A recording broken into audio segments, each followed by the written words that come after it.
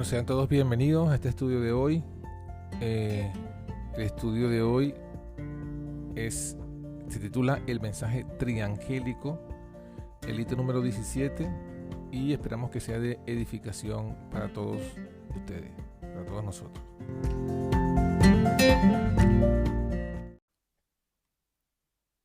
El estudio de hoy es el hito número 17 y según ha sido redactado en el resumen de fe de los pioneros, dice de la siguiente manera: que Dios, de acuerdo con su trato uniforme con la raza, pronuncia una proclamación de la cercanía de la segunda venida de Cristo, y que esta obra está simbolizada por los 3 mensajes de Apocalipsis 14.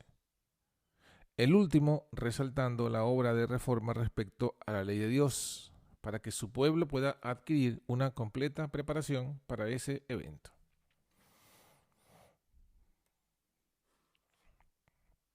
Bueno, tal como que está redactada aquí, justamente, la obra principal o el propósito principal de este estudio o de este resumen es hablar de esa obra de preparación, de esa obra que resume el mensaje final, ¿no? Una obra de reforma. Como lo dice este resumen, el fundamento bíblico es Apocalipsis 14. Básicamente desde el versículo 6 hasta el versículo 12 o 13. Ahí está resumido lo que es el mensaje de los 3 ángeles. Y justamente ese mensaje de los 3 ángeles tiene como objetivo esto, ¿no? Preparar un pueblo para la venida del Señor. Y en esos 3 mensajes,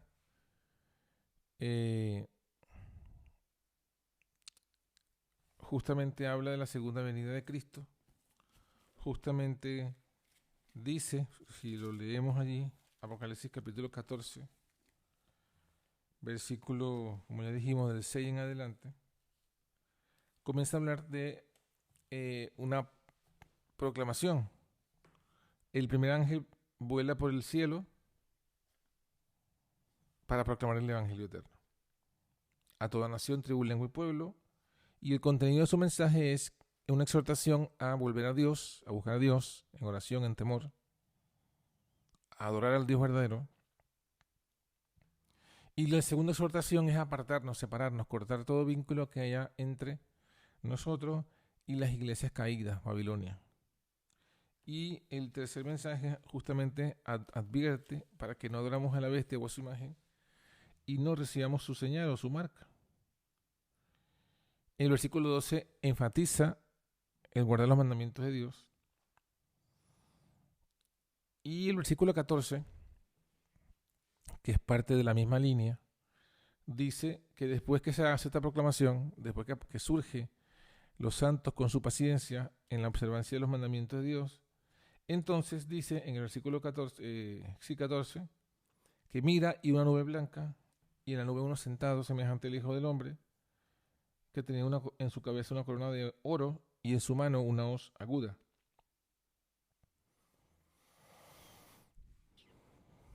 En el 15 se nos dice que sale otro ángel del templo clamando en alta voz al que estaba sentado en la nube, o sea, a Jesucristo. Y el clamor es diciéndole: mete tu hoz y ciega, que la hora de cegar ha llegado, porque la mies de la tierra está madura. Entonces allí, justamente, en ese versículo 15 y 16, se señala el momento exacto, se profetiza el momento exacto en el que Jesús aparece bajo la figura de un segador. Jesús viene a cegar, a cosechar a su pueblo. Ese trigo que cosecha somos nosotros. Y también aparece unido con otras parábolas, como la parábola del trigo y la cizaña, que también dice que es en ese momento, después de la siega, que se echará la cizaña al fuego. Entonces, toda esta profecía justamente advierte esto, advierte que ese mensaje final viene proclamado por 3 ángeles y que ese mensaje es una clara exhortación a volverse a Dios, a arrepentirse, hacer una gran obra de reforma. ¿Tocante a qué? Bueno, ahí lo dice. A los mandamientos de Dios, a los mandamientos de Dios que específicamente están en contra de la adoración de la bestia y de su imagen y de su marca. Entonces, esos tres actos abominables para Dios están contrarios a los mandamientos de Dios, porque justamente los santos aparecen, por el contrario, guardando los mandamientos de Dios, guardando la fe de Jesús. Entonces, justamente, esa es la obra de reforma que se advierte, que se advertía, ¿no?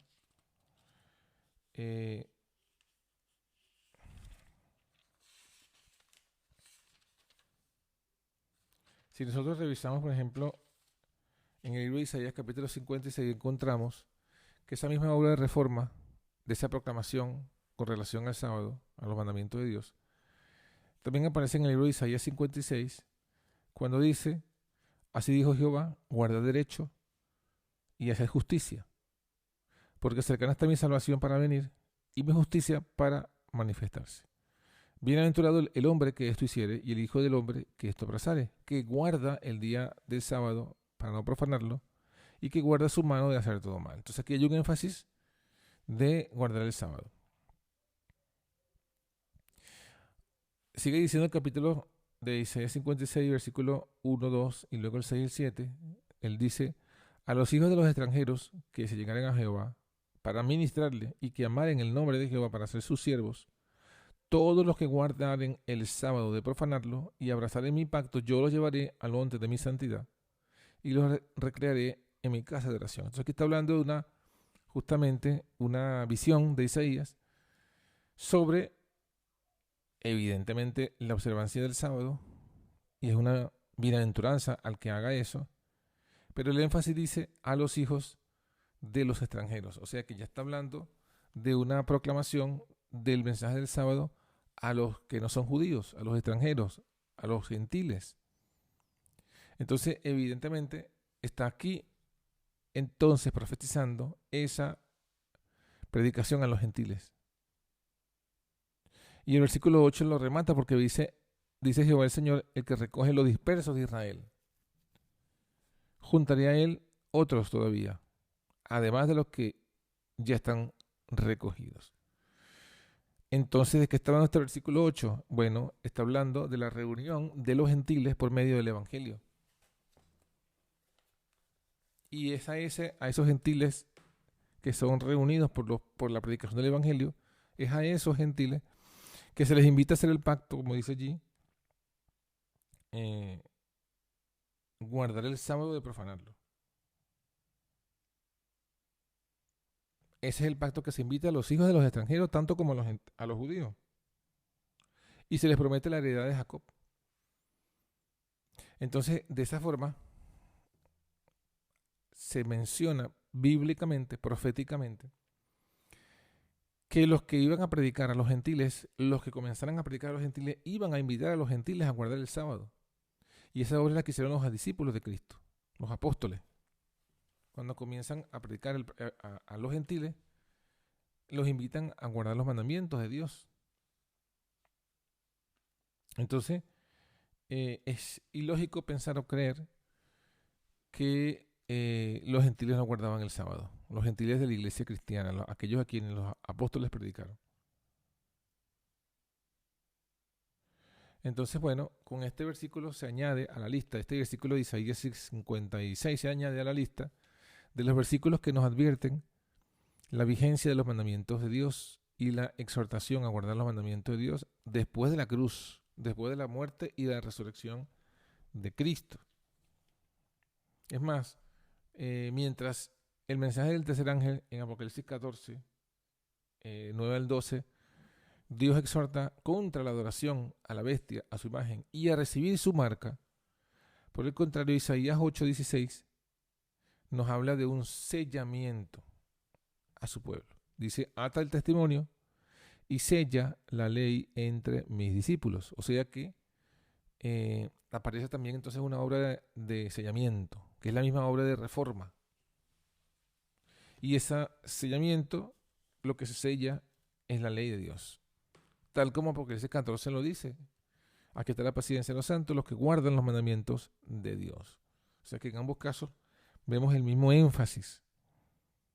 Estamos viendo la misma profecía, pero una está ubicada en el Antiguo Testamento, otra está ubicada en el Nuevo Testamento. Pero en ambas se insiste de lo mismo, ¿no?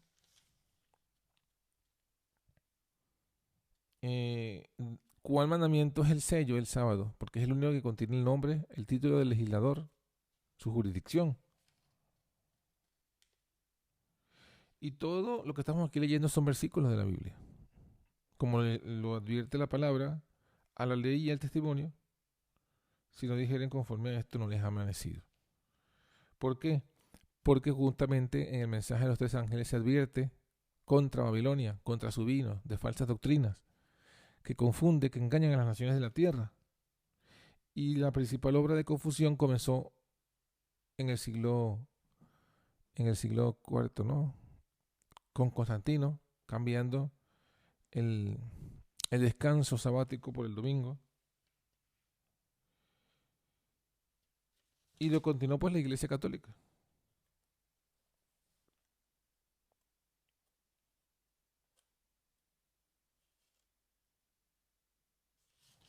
Otro versículo que se une a esta lista de la reunión o de la reforma sabática es Isaías 58, un texto muy conocido que dice: clama voz en cuello, no te detengas, eleva tu voz como trompeta, declara a mi pueblo su transgresión, a la casa de Jacob sus pecados. Y luego dice diciendo: con todo me buscan de día y quieren aprender mis caminos, como si fueran nación que obra justicia y que no abandona la ley de su Dios. Entonces, este versículo está hablando de unos que se dicen ser cristianos o creyentes, pero a quien él llama a su pueblo, pero no quieren saber de la ley de Dios. Y en ese Isaías 58, en el versículo 12 al 14, luego se menciona los cimientos de generación y generación levantarás, y será llamado reparador de portillos, restaurador de calzadas para habitar. Si retrajeres del sábado tu pie, de hacer tu voluntad en mi día santo. Al sábado lo llamares delicia, santo glorioso de Jehová, y lo venerares, no haciendo tus caminos, ni buscando tu voluntad, ni hablando tus palabras, entonces te deleitarás en Jehová. Entonces dice que esta profecía también aplica para nosotros, a nuestro tiempo. Entonces, ¿por qué? Bueno, porque la obra del papado, cuando cambió el día de reposo, con esa obra le quitó el sello a la ley. Y con esa misma obra hizo una brecha en la ley de Dios. Entonces, en ambos casos se menciona una obra de sellamiento, de vuelta al sábado, y en la otra se menciona una obra de reparación o de restauración y reparación de los cimientos antiguos. Una obra de restauración del sábado, un sellamiento del sábado. Entonces, justamente esa proclamación, que es la misma del tercer ángel, es la que está en Isaías 56, es la que está en Isaías 58. Y todas estas tres hablan de esa obra de reforma. O sea que desde tres puntos, si nos podemos acercar al mismo evento desde tres pasajes diferentes, de los tres caminos diferentes. Isaías 56, Isaías 58 y Apocalipsis 14. Todos estos tres hablan de esa misma obra de restauración, esa obra de sellamiento. Y bueno, evidentemente el diablo se opone a esta obra, a este mensaje,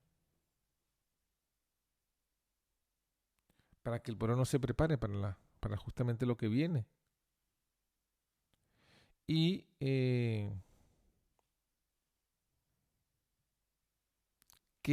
¿cuál fue la experiencia del pueblo adventista cuando descubrió estas verdades, estas profecías, estos versículos?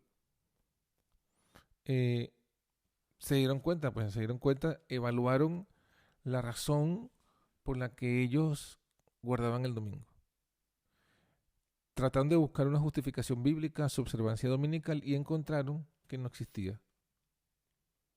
Encontraron que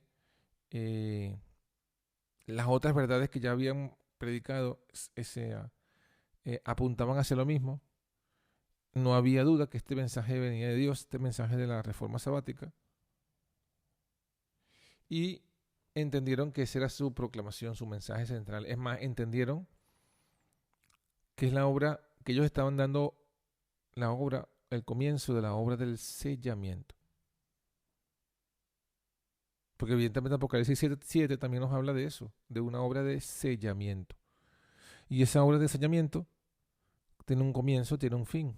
Y ese comienzo no tiene que ver con la época de los judíos, ni siquiera con la época de los cristianos del apostólico, sino que es una obra específicamente señalada en el tiempo profético,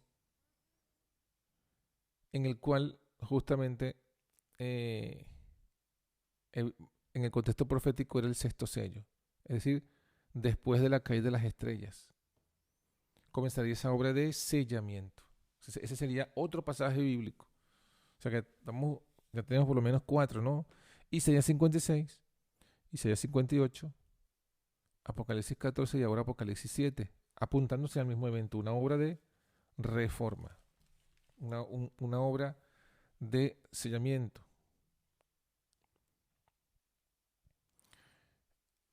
Por eso pues que el pueblo adventista pionero comienza pues a hacer de este, entendiendo este contexto profético en que ellos estaban inmersos, entendieron su lugar en la profecía y su labor. ¿Sí? Y eso para nosotros sigue siendo vigente, sigue siendo válido, porque la obra que ellos comenzaron no fue terminada. O sea, el sellamiento que comenzó en sus días después de 1833, ese sellamiento no ha terminado. Comenzó, sí, pero no ha terminado. Esa proclama del tercer ángel no ha terminado. Esa exhortación o esa invitación a los gentiles hacia hacer el pacto y guardar los mandamientos de Dios, de Isaías 56, no ha concluido, no ha terminado. Esa obra de restauración de los pilares antiguos no ha terminado. Más bien, se detuvo y ahora se ha retomado esa obra de restauración. Y eso es lo que tenemos que entender. O sea, todos estos pasajes bíblicos, en un sentido, debemos estudiarlos para entender no solamente el mensaje triangélico y su lugar en la doctrina, sino que justamente esta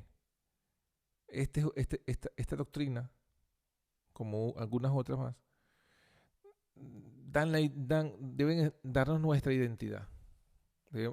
Son dados para que nosotros entendamos cuál es nuestra misión en este tiempo. O sea, para que no haya duda de a qué Dios nos está llamando en este último tiempo. ¿A qué cosa? A lo mismo, a retomar la obra que comenzaron los pioneros y llevarla a término.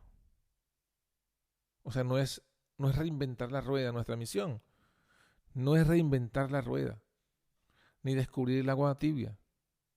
Nuestra misión ya está delineada por la profecía. Es continuar la obra que comenzaron los pioneros. ¿Y cuál obra? La obra de reforma sabática, la obra de sellamiento, la obra de invitación a los gentiles a unirse al pacto de Jacob y de guardar el sábado.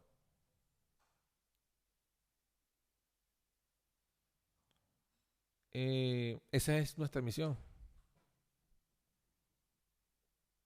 Por eso es que se exhorta, ¿no?, a entender que nuestra labor, y ya hablo ahora de nosotros, es volver a las simientes antiguas adventistas para continuar esa obra que ellos comenzaron, que Dios les encargó a ellos, y ellos comenzaron, pero que, bueno, murieron, y la siguiente generación no conoció a Jehová. Entonces nosotros ahora somos llamados pues a retomar esta misión que ha sido puesta en el olvido. Fue puesta en el olvido, pero ahora está siendo restaurada por la voluntad del Señor.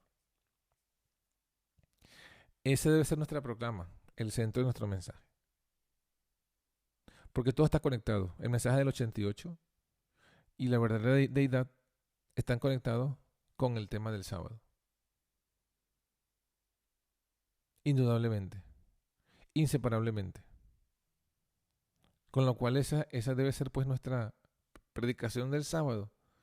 Cuando predicamos acerca de la vigencia del sábado, debe estar conectada con lo que es el sábado nos lleva a conocer al Dios verdadero.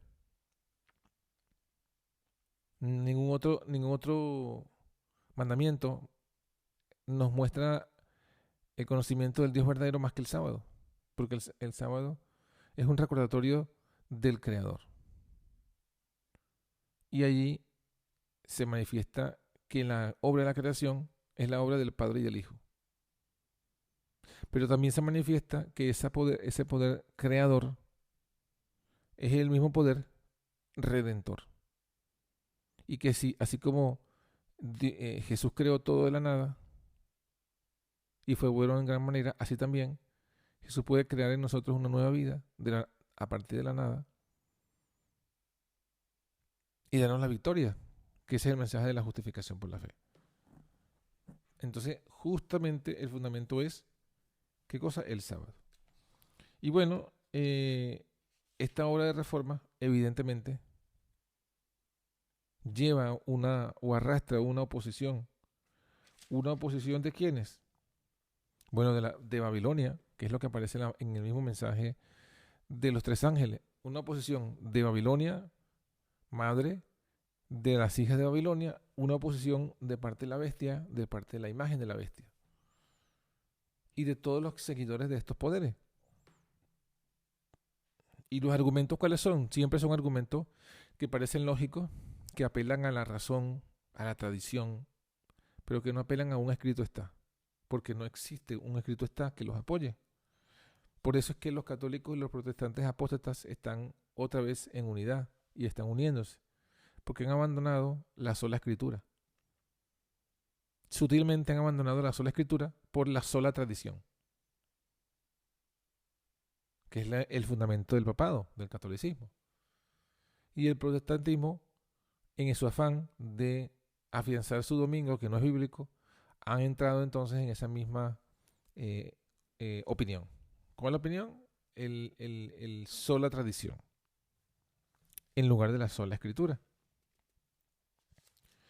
Y por eso es que apelan a la historia pasada, apelan a la tradición de sus fundadores, a sus sofismas,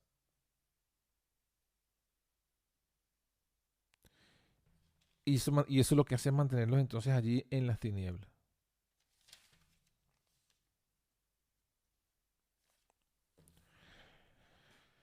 Entonces, ¿qué es el llamado? A seguir restaurando, seguir haciendo esta obra hasta el final, hasta que este mensaje o esta proclama sea llevada al mundo entero y todo el mundo entero tenga la oportunidad de tomar una decisión al respecto.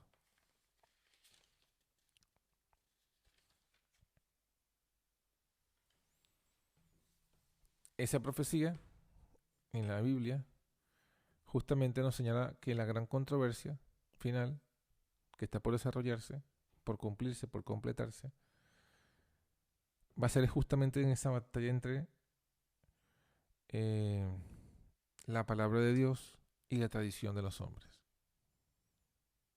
La ley de Dios y los mandamientos de los hombres. Entre el Cristo de la Biblia y los falsos cristos de las tradiciones. Entre el Dios de la revelación, el único Dios verdadero, y la falsificación de ese Dios conforme a la tradición. Esos son los elementos de la batalla final en la cual nosotros ya estamos allí. Entonces, la obra de reforma, bueno, ya hemos señalado las profecías que lo advierten. Y esa obra también delinea nuestra labor. Por tanto, que sirva todos estos versículos como una guía, regla, norma, que rija nuestra labor como iglesia, que nos dé el sentido de identidad. Nuestra verdadera identidad viene dada por estos pasajes bíblicos y proféticos que nos señalan cuál es nuestra labor, para que no nos apartemos ni a diestra ni a siniestra. Entonces, bueno, hasta aquí el estudio de hoy. También es cortito, pero importante e interesante. Si hay alguna pregunta o comentario, este será el momento.